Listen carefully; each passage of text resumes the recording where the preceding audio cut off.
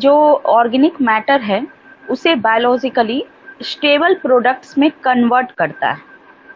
ठीक है, क्योंकि ऑर्गेनिक मैटर क्या है, फूड है माइक्रो ऑर्गेनिज्म का, और अगर वो ऑर्गेनिक मैटर रहा तो उस फूड को कंज्यूम करने के लिए माइक्रो ऑर्गेनिज्म क्या करेगा, ऑक्सीजन का डेप्लीशन करेगा, ऑक्सीजन कंज्यूम करेगा, यानी ऑक्सीजन की कमी कर देगा। तो इसलिए हम ऑर्गेनिक मैटर को हटाना हमारा सबसे प्राइमरी रिक्वायरमेंट है। तो उसके लिए कौन सा प्रोसेस आता है, सेकेंडरी ट्रीटमेंट प्रोसेस।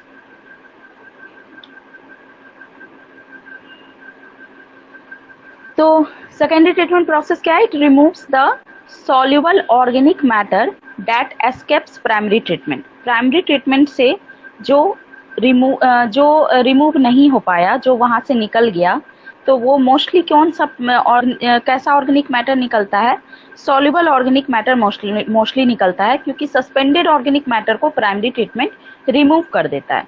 और चूंकि सॉल्युबल ऑर्गेनिक मैटर ही ज़्यादा होता है, इसलिए around 60 to 70% organic matter secondary treatment में रिमूव होता है।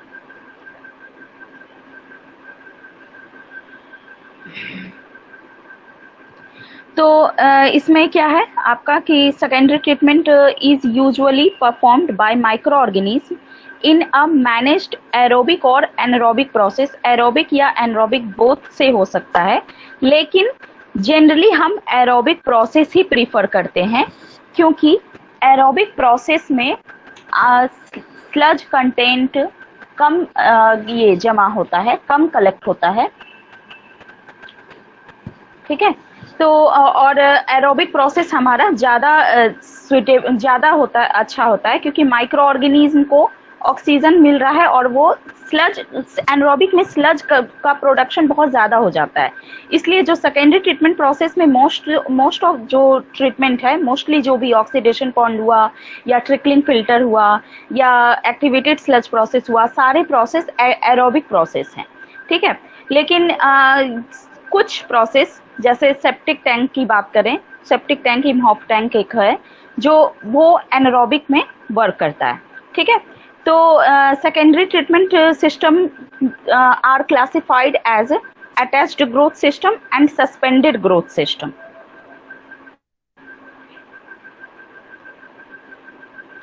अटैच्ड ग्रोथ सिस्टम क्या होता है, अटैच्ड ग्रोथ सिस्टम और सस्पेंडेड ग्रोथ सिस्टम।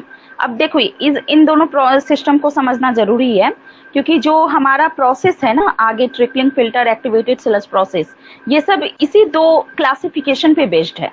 तो अटैच्ड ग्रोथ सिस्टम क्या होता है, जैसे आप देखते होंगे, इसका ये समझने के लिए हम एक एग्जाम्पल लेते हैं। पार्टी फंक्शन जो ऑर्गेनाइज होता है, तो उसमें क्या होता है, एक बफे सिस्टम होता है और एक आपका ओल्ड सिस्टम। बफे सिस्टम समझ ही रहे हैं आप लोग क्या होता है। हाँ, कि उसमें सब लोग ये आए, अब सब लोग अपना अपना देखते हैं, जहाँ फूड है वहां पर जाते हैं, वहां लेते हैं, फूड लेंगे, खाएंगे। और जो हमारा ओल्ड सिस्टम, ट्रेडिशनल सिस्टम रहता था, उसमें क्या होता था कि लोगों को हम बैठाते थे एक जगह पे और फूड को ला ला करके उनकी प्लेट में देते थे। तो यहाँ पर भी समझिए एक तरह से यही चीज है कि अटैच्ड ग्रोथ सिस्टम में क्या है कि माइक्रो ऑर्गेनिज्म को एक जगह हम फिक्स कर दिए और उस माइक्रो ऑर्गेनिज्म को हम सीवेज, उस माइक्रो ऑर्गेनिज्म के पास हम सीवेज को ले जा रहे हैं। सीवेज को ले जाने का मतलब क्या है कि सीवेज में जो ऑर्गेनिक कंटेंट है, जो ऑर्गेनिक मैटर है, जो माइक्रो ऑर्गेनिज्म का फूड है, वो हम उसके पास ला रहे हैं।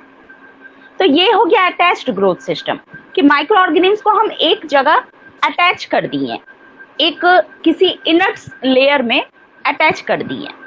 और सस्पेंडेड ग्रोथ सिस्टम, सस्पेंडेड मतलब सस्पेंशन में रहेगा। तो जैसे बफे सिस्टम में क्या है कि एक जगह पे लोग नहीं रहते हैं, वो इधर उधर अपना जहां भी फूड देखें वहां पर अपना जाते रहेंगे और फूड कंज्यूम करते रहेंगे। तो सस्पेंडेड ग्रोथ सिस्टम में भी सस्पेंशन में माइक्रो ऑर्गेनिज्म रहता है, इधर पूरा सस्पेंशन में, पूरे होल कंटेनर में रहेगा। और वहां पर जहां उसको फूड दिखा, जहां उसको सीवेज को हम ला रहे हैं ये कंटेनर में, एरेशन टैंक में लाते हैं, और उस टैंक में सीवेज अब सस्पेंशन में, उसका जो पार्टिकल्स है वो सस्पेंशन में रहेगा, और सस्पेंशन में ही जहां जहां उसको फूड दिख रहा है, जो ऑर्गेनिक मैटर दिख रहा है, उसको कंज्यूम करते जा रहा है। तो ये जस्ट समझिए एक पार्टी का एग्जाम्पल है।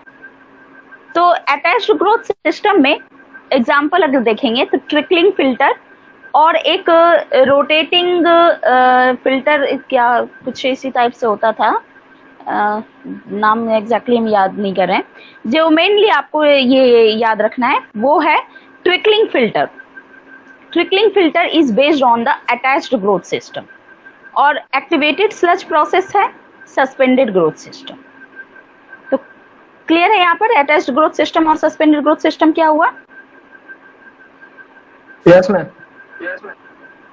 ठीक है, तो attached growth is a biological waste water treatment in which microorganisms responsible for the conversion of organic matter to gases and cell tissue are attached to some inert material such as rocks, sand और particle। क्या हो गया कि inert material, कोई inert material कुछ भी हम ले सकते हैं इसमें। inert material, inert means यहाँ पर हो गया कि जो biodegradable ना हो, जो सड़ता ना हो। तो इनर्ट मटेरियल को हम एक ये ले लेंगे और उस इनर्ट मटेरियल के ये चारों तरफ माइक्रो ऑर्गेनिज्म का प्रोडक्शन कर देंगे। माइक्रो ऑर्गेनिज्म उस पे उसके चारों तरफ प्रोड्यूस करेंगे और उस इनर्ट मटेरियल से फिर हम पास कराएंगे ये सीवेज को। तो इनर्ट मटेरियल मतलब ऐसा नहीं कि एक बड़ा सा इनर्ट मटेरियल लेते हैं। इनर्ट मटेरियल मतलब कि जैसे रॉक्स लिए, ये ग्रेवल लिए, तो ग्रेवल में क्या है, बहुत सारा वॉइड्स है, तो उस वॉइड से वाटर सीवेज जो है वो पास कर रहा है।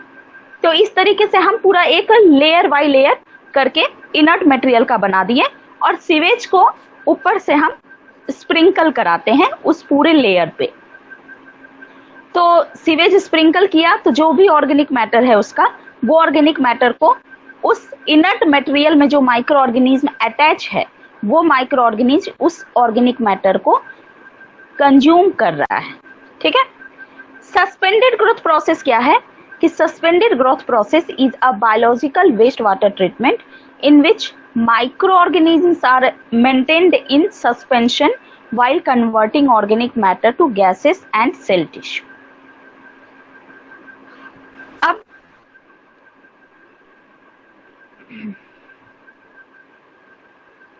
नेक्स्ट आते हैं हम ट्रिकलिंग फिल्टर। तो ट्रिकलिंग फिल्टर में क्या है, it consists of tank of inert media. जैसा बताएं हम कि एक ये टैंक होता है जिसमें इनर्ट मीडिया से फुल करते हैं, लेयर बाय लेयर पूरा रहता है इनर्ट, ये टैंक रहता है एक। Inert media means that is any kind of media which is non biodegradable. Example broken bricks, broken stones, slag, glass, etc.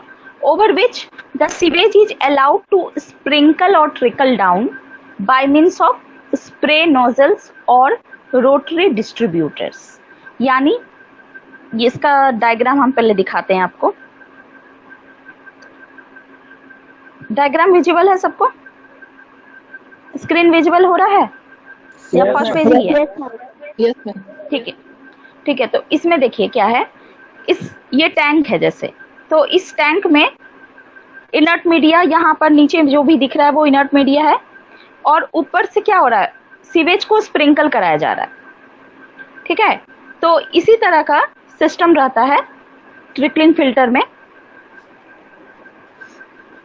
तो क्या हो गया कि it consist of tank of inert media over which the sewage is allowed to sprinkle or trickle down by means of spray nozzles or rotary distributors। अब first step इसका क्या है, first we grow micro organism around the surface of inert media. जो माइक्रो ऑर्गेनिज्म का हम ये ग्रोथ अलाउ करते हैं इनर्ट मीडिया में, तो कुछ कंडीशंस वैसे प्रोवाइड करते हैं जिससे माइक्रो ऑर्गेनिज्म का प्रोडक्शन हो, which is called biofilm। biofilm means कि एक माइक्रो ऑर्गेनिज्म और कुछ कुछ जैसे ऑर्गेनिक मैटर या ऑर्गेनिक मैटर, माइक्रो ऑर्गेनिज्म सब मिला करके एक बायोफिल्म लेयर कहलाता है, या केवल बायो माइक्रो ऑर्गेनिज्म भी रहेगा ना तो उसे हम एक बायोफिल्म का लेयर कहेंगे। यानी एक बायोफिल्म का लेयर हमने इनर्ट मीडिया के चारों तरफ प्रोड्यूस कर दिया। अब क्या किए, so waste water carrying food when passes through this biofilm, इस बायोफिल्म से जब वेस्ट वाटर पास कर रहा है तो बायोफिल्म क्या कर रहा है, यानी माइक्रो ऑर्गेनिज्म क्या कर रहा है, absorb food and carry bio convergence, यानी वो ऑर्गेनिक मैटर को कंज्यूम करके उसे स्टेबल प्रोडक्ट्स में कन्वर्ट कर रहा है। So here micro organism remain in the media, they do not go anywhere for food, मतलब वो क्या है, मीडिया में ही एक जगह स्टेबली बैठ गया और कहीं जा नहीं रहा है, वो अटैच हो गया उसमें। So this is based on the attached growth system.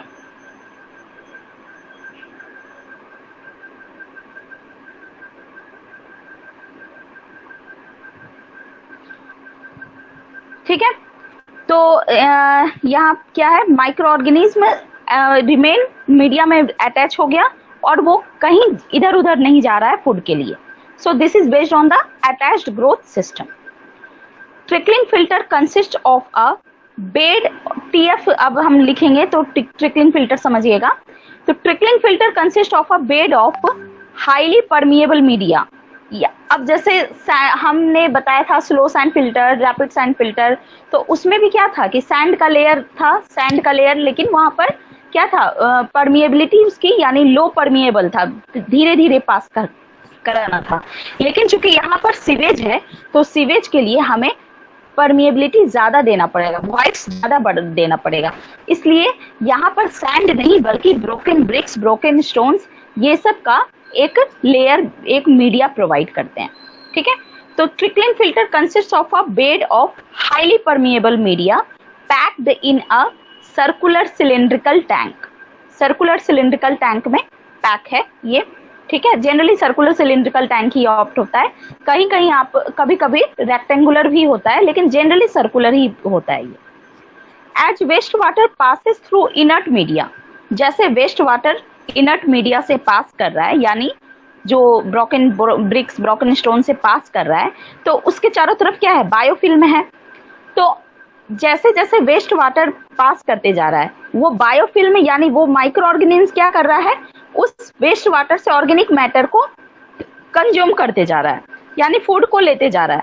और फूड लेते जाएगा तो वो क्या करेगा, अपना प्रोडक्शन भी बढ़ाते जाएगा, जितना वो ज्यादा खाएगा उतना ज्यादा प्रोड्यूस करेगा, उतना ज्यादा रिप्रोड्यूस करेगा।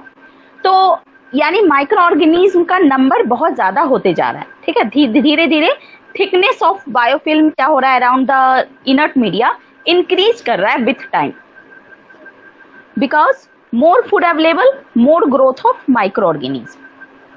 तो फिर क्या है, after some time a condition arises such that micro organisms just in contact with biofilm do not get food.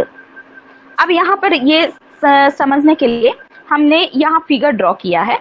इसमें फिगर में देखिए, हमने एक इनर्ट मीडिया समझिए कि एक हम स्टोन या एक छोटा टुकड़ा ब्रिक का ले लिए। ठीक है, अब उसके सराउंडिंग में हमने क्या किया, एक बायोफिल्म का लेयर डाल दिया। ठीक है, अभी थिकनेस इसका इतना है, स्टार्टिंग है, ये जस्ट स्टार्टिंग पेज है। तो ये इतना थिकनेस का हमने बायोफिल्म यहाँ पर प्रोड्यूस जनरेट कर दिया, यानी माइक्रो ऑर्गेनिज्म का इतना लेयर जनरेट कर दिया। अब यहाँ से हम क्या कर रहे हैं, वेस्ट वाटर को पास कर रहे हैं, इनर्ट मीडिया से पास हो रहा है वेस्ट वाटर। तो जो इनर्ट मीडिया में जो माइक्रो ऑर्गेनिज्म अटैच है, T1 टाइम पे देखिए कि T1 टाइम पे जो इनर्ट मीडिया में बायोफिल्म अटैच है, वो बायोफिल्म क्या करेगा, उस वेस्ट वाटर से क्या करेगा, फूड को कंज्यूम करेगा। ठीक है, अब वो कंज्यूम किया फूड को तो अपना प्रोडक्शन भी बढ़ाएगा, अपना ग्रोथ, उसका माइक्रो ऑर्गेनिज्म का ग्रोथ भी होगा। तो धीरे धीरे क्या होगा, बायोफिल्म का थिकनेस बढ़ता जाएगा। तो T2 टाइम पे देखिए थिकनेस क्या हो गया, बढ़ गया। ठीक है, अब जब हम वेस्ट वाटर पास कर रहे हैं तो इस T2 फेज में भी हो गया, ठीक है, इतना थिकनेस बढ़ा। अब T3 फेज में देखिए, T3 में और ज्यादा बायोफिल्म का थिकनेस बढ़ गया, ठीक है, और ज्यादा ग्रोथ हो गया।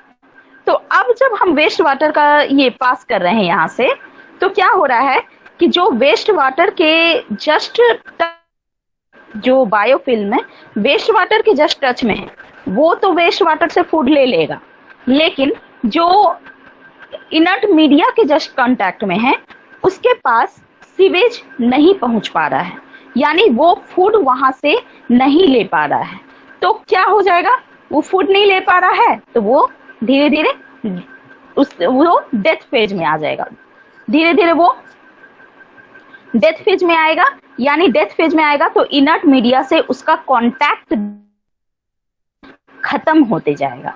तो जैसे नेक्स्ट पेज में आपका जो T4 है, T4 टाइम पे अब क्या हो रहा है कि जो बायोफिल्म, जिस बायोफिल्म को अब पहुंच ही नहीं रहा था फूड, तो वो क्या होते जाएगा, धीरे धीरे मरते जाएगा। तो वहां इनर्ट मीडिया से उसका अटैचमेंट धीरे धीरे खत्म होते जा रहा है, तो वो डिटैच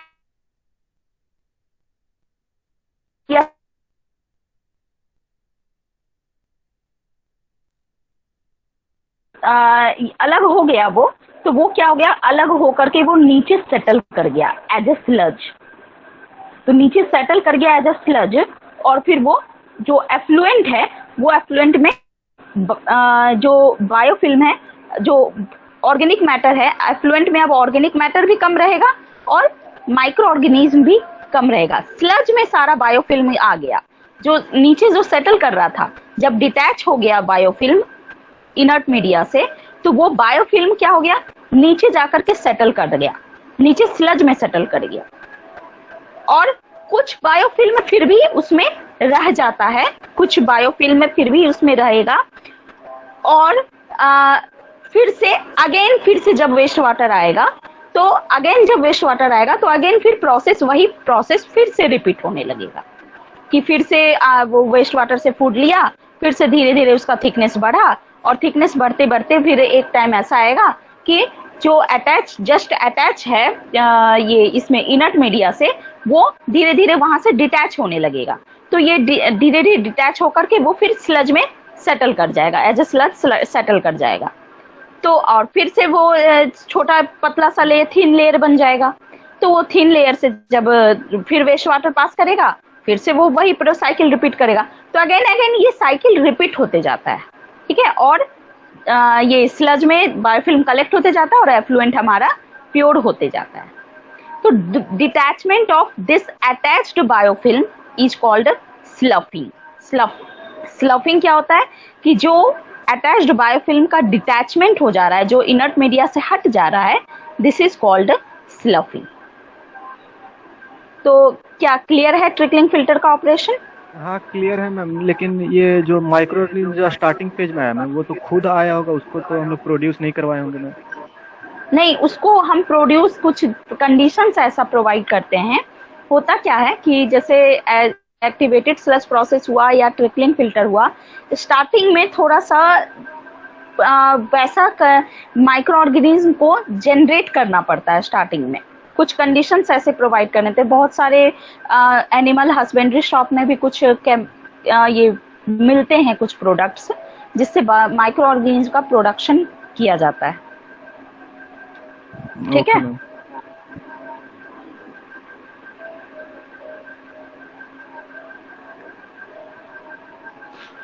तो ये ट्रिकलिंग फिल्टर का ऑपरेशन क्लियर हो गया सबको? Yes ma'am. क्लियर है सब? Yes ma'am. Okay, yes ma'am clear है। ठीक है। तो ये फिर हाँ, अब इसमें क्या है कि ठीक है, ये प्योर तो कर दिया, जो कर दिया, इसमें मतलब क्या है, माइक्रो ऑर्गेनिज्म के थ्रू ये कन्वर्जन कर रहा है, बायोलॉजिकल कन्वर्जन कर रहा है, ठीक है। अब इसमें क्या क्या ऑपरेशनल प्रॉब्लम्स, क्या क्या प्रॉब्लम्स इसमें ट्रिकलिंग फिल्टर में आते हैं? तो क्या है, फर्स्ट कि it requires large space for installation, ज्यादा स्पेस का जरूरत पड़ता है इसके लिए। दूसरा है साइकोडा प्रॉब्लम। साइकोडा एक तरह का जो जिसे नहीं देखते होंगे, कुछ अजीब सा ये मक्खी जैसा कुछ होगा, या फिर कुछ इसी टाइप से जो ये उड़ उड़ करके आंख में पड़ जाता है, या जैसे लाइट के सामने भी आप देखते होंगे ना कुछ रहता है फतिंगा जैसा, या जो भी उस टाइप से। तो उस टाइप से एक साइकोडा का कैटेगरी है, एक मतलब ऑर्गेनिज्म का कैटेगरी है जिसे साइकोडा हम कहते हैं। ये क्या करता है, ये जो जहाँ पर भी ट्रिकलिंग फिल्टर इंस्टॉल किया जा रहा है वहाँ पर ये देखा गया है कि साइकोडा प्रॉब्लम वहाँ पर जनरेट हो जाता है। वहाँ उस टाइप के ऑर्गेनिज्म आ जाते हैं जो कि वहाँ पर काम करने वाले को, ट्रिकलिंग फिल्टर में काम करने वाले वर्कर को परेशान करते हैं। तो ये साइकोडा प्रॉब्लम यहाँ पर जनरेट हो जाता है। थर्ड है पॉन्डिंग प्रॉब्लम। पॉन्डिंग प्रॉब्लम क्या है कि this problem arises when thickness of biofilm increases to very large amount and remains to media for a long time। यानी जो बायोफिल्म इसमें ये अटैच है इनर्ट मीडिया में, कभी कभी ऐसा होता है कि काफ़ी थिकनेस बहुत ज़्यादा बढ़ जाता है, और इतना ज़्यादा बढ़ जाता है थिकनेस कि जो उसका वॉइड्स है वो वॉइड्स को भी कवर कर लेता है, और वो डिटैच नहीं होता है, जल्दी डिटैच नहीं हो रहा है वहाँ से। तो उससे क्या प्रॉब्लम हो जाता है कि जब वॉइड्स को वो क्लॉग कर दिया तो जो वेस्ट वाटर ऊपर से फ्लो हो रहा है वो वेस्ट वाटर वहाँ से पोर से पास ही नहीं हो पा रहा है, वो ऊपर में ही कलेक्ट हो जा रहा है। तो वो क्या क्रिएट कर देता है, एक पॉन्ड क्रिएट कर देता है। तो this problem arises when thickness of biofilm increases to very large amount and remains to media for a long time, then porosity of media decreases, which create resistance to wastewater flow, and more wastewater collect at top of trickling filter and create a pond, due to which wastewater start to decompose there at the top। तो अगर ऊपर में ही जो waste water collect होते जा रहा है, ऊपर में ही एक पॉन्ड बना रहा है, तो वहीं पर वो डिकम्पोज होने लगता है, और टॉप पर ही डिकम्पोज होने लगेगा तो क्या करेगा, बैड स्मेल वो जनरेट कर देगा। तो अब इस प्रॉब्लम को रिजॉल्व करने के लिए क्या करते हैं, डिसइंफेक्टेंट यानी क्लोरीन को ऐड करते हैं, जिससे कि माइक्रो ऑर्गेनिज्म को वो खत्म कर सके। क्योंकि प्रॉब्लम कहाँ से अराइज हो रहा है कि बायोफिल्म का थिकनेस बढ़ने से अराइज हो रहा है। तो बायोफिल्म का थिकनेस क्यों बढ़ रहा है कि वो बायोफिल्म वहाँ से डिटैच नहीं हो पा रहा है। तो उसके लिए बायोफिल्म का थिकनेस को कम करने के लिए क्या करते हैं कि हम डिसइंफेक्टेंट वहाँ डाल देते हैं, जिससे कि वो माइक्रो ऑर्गेनिज्म को किल कर सके। तो क्लोरीन क्या करेगा, माइक्रो ऑर्गेनिज्म को किल करने का काम करता है। तो इसलिए इस प्रॉब्लम को रिजॉल्व करने के लिए हम क्या करते हैं, क्लोरीन का एडिशन करते हैं। ठीक है, तो ये कभी कभी ऑब्जेक्टिव में पूछा जाता है आपको। अभी तो वैसे सेमेस्टर के लिए तो वैसा इंपॉर्टेंट नहीं है, लेकिन कंपटीशन के लिए ये पूछा जाता है कि पॉन्डिंग प्रॉब्लम जो होता है ट्रिकलिंग फिल्टर में वो किससे रिमूव होता है, तो क्लोरीन से वो रिमूव होता है।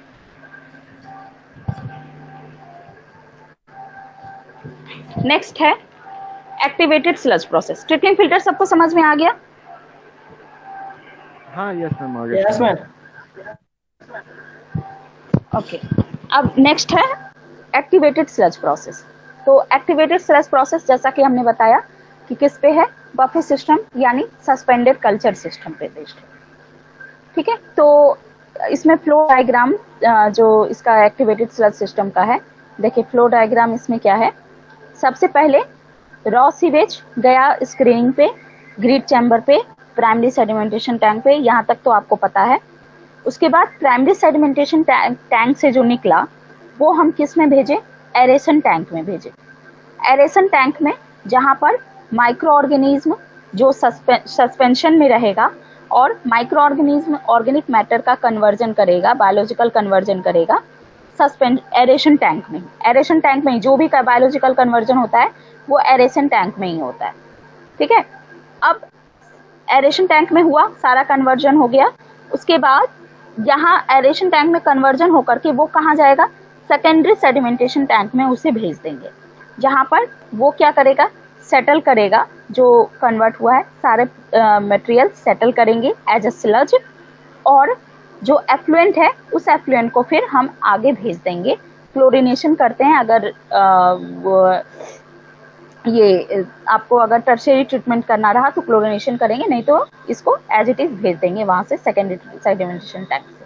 अब सेकेंडरी सेडिमेंटेशन टैंक से जो स्लज निकला, उस स्लज का एक पोर्शन यानी अराउंड 20 to 30% हम क्या करते हैं, रिसाइकलिंग के लिए भेज देते हैं एरेशन टैंक में दोबारा से, और बाकी जो पोर्शन है, बाकी जो 70% है, 70 to 80% है, उसको हम फिर स्लज ट्रीटमेंट हमने बताया, ये हम आगे बताएंगे आपको कि स्लज का भी ट्रीटमेंट करके हम उसे, जो स्लज को भी डिस्पोज करते हैं तो उसका ट्रीटमेंट करके डिस्पोज करना होता है। तो आगे जो एक्स्ट्रा और पोर्शन है उसको, उस स्लज को हम ट्रीटमेंट के लिए भेज दे रहे हैं, और 20 to 30% ऑफ स्लज जो जब कलेक्ट हुआ है उस स्लज को हम एरेशन टैंक में भेज रहे हैं, एरेशन टैंक में हम भेज देते हैं, यानी रिसाइकलिंग कर देते हैं यहाँ पे कुछ पोर्शन का, ठीक है। तो जो एक्टिवेटेड स्लज, यहाँ पर जो स्लज सेटल्ड एट बॉटम है उसे हम एक्टिवेटेड स्लज कहते हैं। एक्टिवेटेड स्लज क्यों कहते हैं ये हम आगे बताएंगे। अभी क्या है कि एक्टिवेटेड स्लज, जो स्लज कल सेटल हुआ है बॉटम में, उसे एक्टिवेटेड स्लज बोल रहे हैं, और उसका कुछ पोर्शन एरेशन टैंक में भेज रहे हैं, बाकी पोर्शन को हम स्लज डाइजेस्टर में यानी स्लज ट्रीटमेंट के लिए भेज दे रहे हैं। तो ये हुआ पूरा साइकिल ये सीवेज ट्रीटमेंट का। तो ये फ्लो डायग्राम क्लियर है एक्टिवेटेड स्लज प्रोसेस का? मैम रिसाइकलिंग क्यों किया जाता है स्लज का? बताते हैं, अभी बताते हैं। अब ये फ्लो डायग्राम क्लियर है? Yes ma'am. मैम ये वाला पोर्शन फिर से बताइए ना मैम, कि जो स्लज में जा रहा है उसका 20% ऊपर फिर से भेज दे रहे हैं, और ये वाला। हाँ, स्लज जो यहाँ से जो सेकेंडरी सेडिमेंटेशन टैंक में जो स्लज सेटल कर रहा है ना, उस स्लज को हम एक्टिवेटेड स्लज कहते हैं। उस स्लज का 20 to 30% हम एरेशन टैंक में रिसाइकिल कर देते हैं, यानी फिर से एरेशन टैंक में भेजते हैं, और बाकी जो पोर्शन है उसको हम स्लज ट्रीटमेंट के लिए भेज देते हैं, यानी उसको हम ट्रीटमेंट करके फिर डिस्पोज करने के लिए भेज दे रहे हैं। अब यहाँ पर क्यों करते हैं रिसाइकलिंग वो हम आगे बताएंगे आपको। अभी ये फ्लो डायग्राम क्लियर है या नहीं ये बताइए। हाँ क्लियर है। ठीक है, तो अब आगे देखते हैं और क्या होता है इसमें एक्टिवेटेड स्लज प्रोसेस में। In this process, the sewage effluent from primary sedimentation tank is mixed with, जो सीवेज एफ्लुएंट आया प्राइमरी सेडिमेंटेशन टैंक से, जो एफ्लुएंट निकला प्राइमरी सेडिमेंटेशन टैंक से, उसे हम एक्टिवेटेड स्लज प्रोसेस में भेज रहे हैं। तो उसमें हम क्या मिक्स कर रहे हैं, 20 to 30% of on volume of activated sludge का 20 to 30% उसमें मिक्स कर रहे हैं, which contains a large concentration of highly active aerobic microorganism. Microorganism को का कंसंट्रेशन, एक सही कंसंट्रेशन मेंटेन करने के लिए हम एक्टिवेटेड स्लज को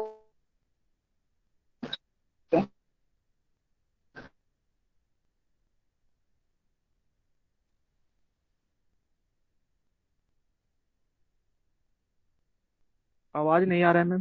डायग्राम में और आवाज नहीं आ रही है, कट रहा है थोड़ा मैम। नेट का इशू है, होगा। सभी को प्रॉब्लम हो रही है क्या? ठीक है, तो यहाँ पर हमने जो लास्ट में भी एक फ्लो डायग्राम बताया है, उस फ्लो डायग्राम में ये और अच्छे से क्लियर होगा। अभी फिलहाल हम स्टेप वाइज स्टेप चलते हैं। क्या है कि हमने जो सीवेज एफ्लुएंट यहाँ से निकला प्राइमरी सेडिमेंटेशन टैंक से, उसमें 20 to 30% एक्टिवेटेड स्लज का रिसाइकिल करके उसमें मिक्स किए, और वहां से फिर वो एरेशन टैंक में गया। तो ये एक्टिवेटेड स्लज में है क्या, which contains a large concentration of highly active aerobic micro organism. Activated sludge में highly active aerobic micro organism है। The mixture contains mixture enters an aeration tank. यहाँ से जो हम मिक्स किए, यानी जो ये एफ्लुएंट आया और उसमें जो एक्टिवेटेड स्लज मिक्स किए थे, वो मिक्सचर कहाँ एंटर कराएं हम? एरेशन टैंक में एंटर कराएं, जहां पर micro organism and the sewage are intimately mixed together. Suspension में दोनों मिक्स हुआ with a large quantity of air for about 4 to 8 hours। ऊपर से हम ऑक्सीजन इसमें प्रोवाइड करते हैं, ऊपर से इसलिए प्रोवाइड करते हैं जिससे कि वो सस्पेंशन में ये सीवेज है और जो माइक्रो ऑर्गेनिज्म है वो सारे सस्पेंशन में बने रहें, इसलिए हम ऊपर से जनरली इसमें एयर को प्रोवाइड करते हैं। Under these conditions the moving organism, यहाँ पर क्या हो गया? मूविंग, मूव कर रहा है ये, ठीक है, अटैच करके फिक्स नहीं हुआ है, यहाँ क्या है? मूव कर रहा है। Under these conditions the moving organisms will oxidise the organic matter and the suspended and colloidal matter tend to coagulate and form a precipitate which settles down readily in the secondary settling tank। जो organism है, जो माइक्रो organism है, वो organic matter का biological conversion करके उसे फ्लॉक्स का मतलब कुछ ऐसे गैसेस, कुछ ऐसे स्टेबल प्रोडक्ट्स में कन्वर्ट करता है जो कि सेकेंडरी सेडिमेंटेशन टैंक में जाकर सेटल कर जाता है as a sludge. The settled sludge containing micro organisms called activated sludge is then recycled to the head of the aeration tank to be mixed again with the sewage being treated। जो settled sludge है वो recycle कर रहे हैं aeration tank में भेजने के लिए और वहां पर सीवेज से फिर से वो मिक्स हो रहा है। whereas the excess portion of it is disposed of properly along with the sludge collected during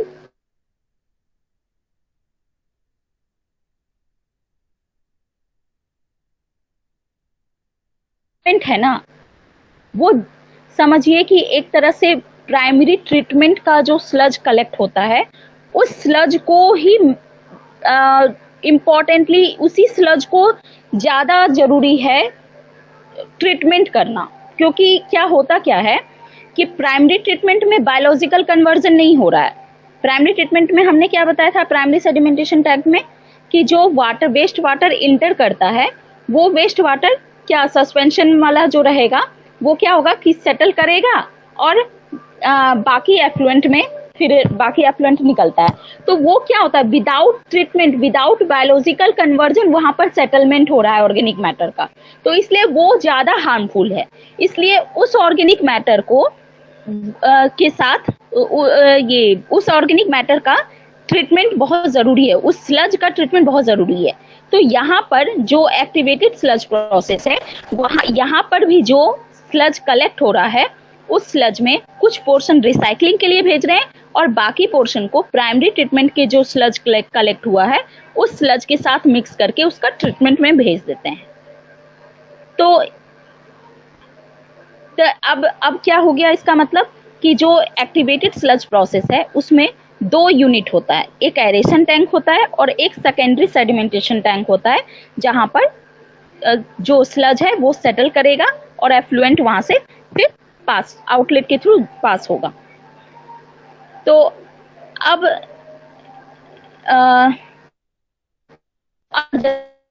diagram में आपको सब चीज अच्छे से क्लियर हो जाएगा। जो फ्लो डायग्राम लास्ट में हम बनाए हैं ना दिए हैं ना उस फ्लो डायग्राम को देखिए। यहाँ पर क्या है कि जैसे जो इन्फ्लुएंट जो यानी जो प्राइमरी सेडिमेंटेशन टैंक से जो निकला आपका वेस्ट वाटर, उस वेस्ट वाटर को हम एरेशन टैंक में भेज रहे हैं। एरेशन टैंक एक तरह अप्रोक्सीमेटली एक रेक्टेंगुलर टैंक होता है, लिटिल बिट नीचे बॉटम में थोड़ा बहुत डिफरेंस होता है, बाकी एक रेक्टेंगुलर टैंक है ये, ठीक है। अब यहाँ पर इन्फ्लुएंट गए ये एरेशन टैंक में एंटर किया और ये सस्पेंशन में क्या है, ये माइक्रो ऑर्गेनिज्म है।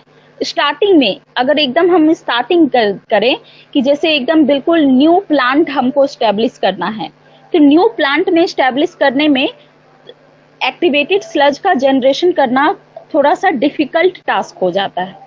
ठीक है, तो थोड़ा सा कुछ कंडीशंस, कुछ केमिकल्स, कुछ ये और भी कुछ होते होंगे, कुछ एनिमल हस्बेंड्री शॉप में कुछ केमिकल्स ऐसे लेते होंगे जिससे कि वो एक्टिवेटेड स्लज का जनरेशन करते हैं, प्रोडक्शन करते हैं, और उस एक्टिवेटेड स्लज को वो यहाँ पर एरेशन टैंक में मिक्स करते हैं।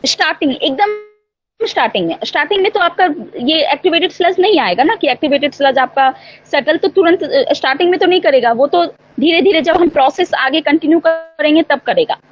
तो या तो अगर हम बिल्कुल न्यू प्लांट जनरेट कर रहे हैं तो स्टार्टिंग में हमको एक्टिवेटेड स्लज जनरेट करना पड़ता है, और नहीं तो क्या होता है कि अगर जैसे अगर हम एक्टिवेटेड स्लज प्लांट वहां पर ये जनरेट कर रहे हैं, दो तीन प्लांट हम वहां पर लगा रहे हैं, तो क्या होता है कि एक प्लांट में जैसे हम जनरेट करा दिए हैं सारा चीज, एक प्लांट में एक्टिवेटेड स्लज हम प्रोडक्ट प्रोड्यूस करा दिए हैं, तो उसी प्लांट का एक्टिवेटेड स्लज लेकर के दूसरे प्लांट में हम यूज कर लेते हैं। अगर दूसरा प्लांट न्यूली स्टैब्लिश हो रहा है तो उस दूसरे प्लांट का एक्टिवेटेड स्लज दूसरे प्लांट में हम यूज कर लेते हैं स्टार्टिंग इनिशियल देने के लिए।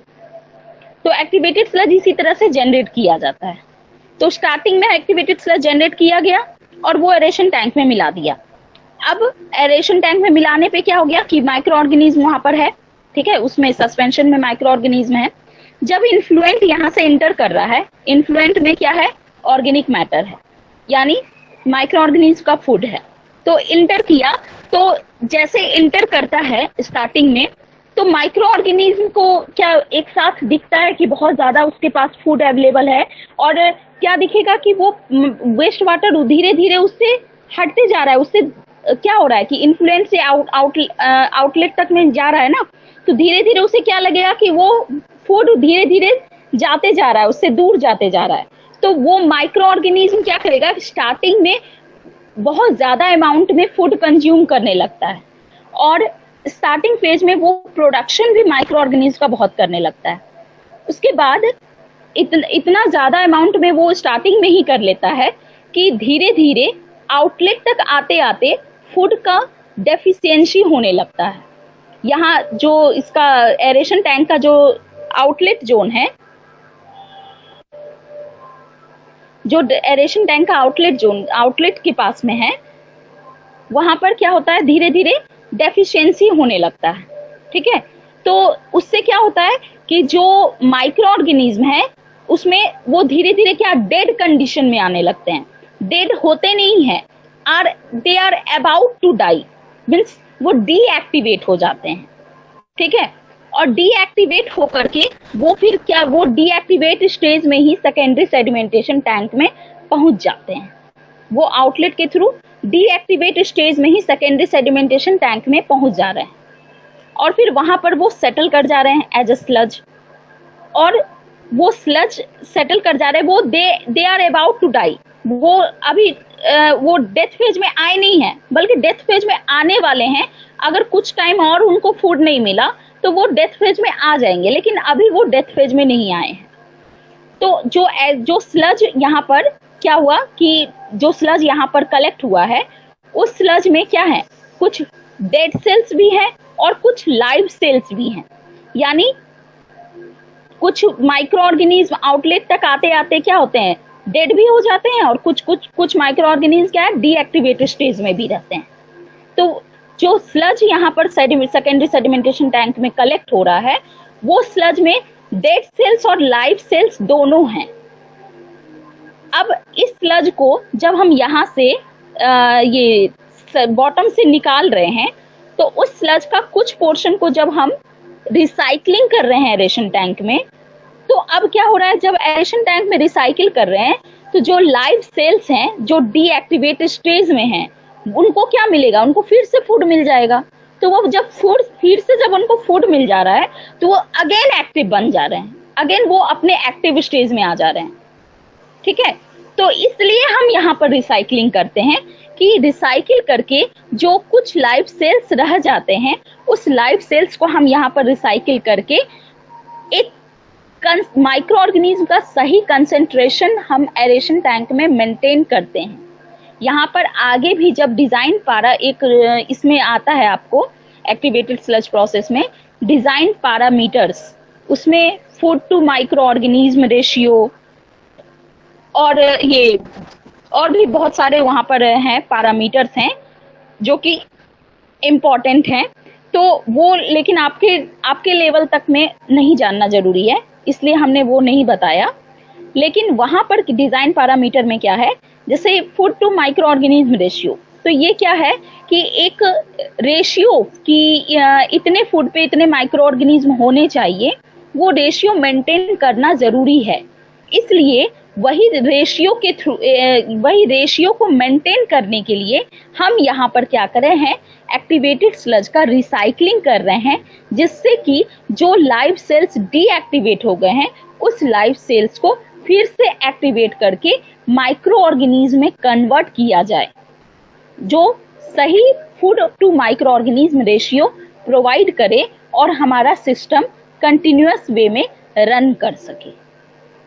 तो क्लियर हुआ है यहाँ पर क्यों रिसाइकलिंग कर रहे हैं हम? Yes ma'am. हाँ यस मैम, क्लियर है। Yes ma'am. ठीक है। जैसे होता क्या है कि एक तरह से समझिए एक कर्ड ड्रॉप, जैसे आपको अगर समझिए कर्ड जमाना है, तो कर्ड जमाना है तो कुछ स्टार्टिंग में कुछ चाहिए ना, तो ये आप क्या करते हैं कि एक कर्ड ड्रॉप, एक कुछ लेफ्ट ओवर जो कर्ड है उसका कुछ लेकर के पोर्शन लेकर के बॉइल्ड मिल्क में मिला देते हैं, तो उससे फिर आगे सुबह में क्या देखेंगे, बहुत पूरा कर्ड जम जाएगा। तो यहाँ पर एक समझिए कि जो हम एक्टिवेटेड स्लज यहाँ पर ये रिसाइकलिंग कर रहे हैं ना, this is just like a curd drop. ठीक है, तो वो हम यहाँ पर एक sufficient food to micro organism ratio generate करने के लिए हम यहाँ पर एक्टिवेटेड स्लज को रिसाइकिल करते हैं। क्लियर है अब? हाँ यस मैम, क्लियर है। क्लियर हो गया? क्लियर है। ठीक है, तो ये आपका डायग्राम हमने समझाने के लिए बनाया है, बाकी जरूरी नहीं है आपको ये सब, ये आगे बीटेक लेवल में पढ़ना रहता है। ठीक है, तो this is the activated sludge process.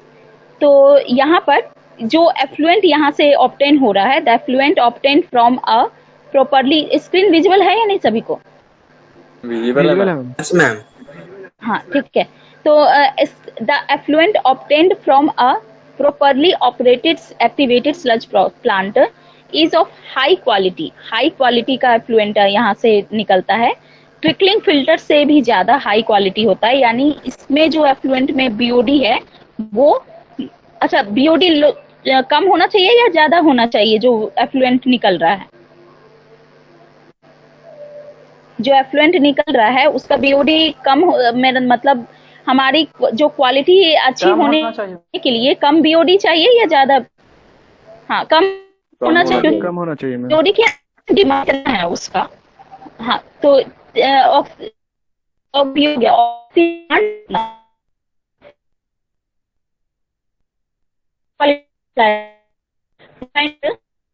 Plant से निकल रहा है वो एफ्लुएंट की क्वालिटी क्या होनी चाहिए, क्या है? हाई क्वालिटी का एफ्लुएंट यहाँ से निकल रहा है। एक्टिवेटेड स्लज प्लांट का क्वालिटी ज्यादा अच्छा होता है as compare to trickling filter plant. ठीक है, ट्रिकलिंग फिल्टर प्लांट से ज्यादा अच्छा ये एफ्लुएंट क्वालिटी का देता है activated sludge process. BOD removal is up to 80 to 95%।